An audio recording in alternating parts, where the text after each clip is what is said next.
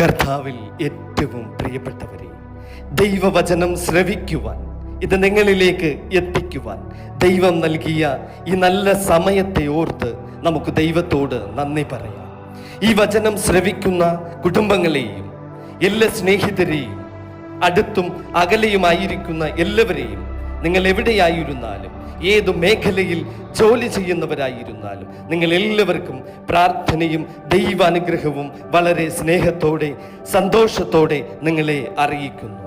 നിങ്ങൾ എല്ലാ ദിവസവും പ്രഭാത തിരുവചന വായന ശ്രവിക്കുകയും ഗ്രഹിക്കുകയും അതുപോലെ തിരുവചന ധ്യാന ചിന്തയിലും പ്രാർത്ഥനയിലും ആയിരിക്കാൻ തക്കവണ്ണം ദൈവം നൽകിയ അനുഗ്രഹത്തിനായിട്ട് നിങ്ങൾ എല്ലാവരെയും ഓർത്ത് പ്രാർത്ഥിക്കുകയും ധ്യാനിക്കുകയും ചെയ്യുന്നു.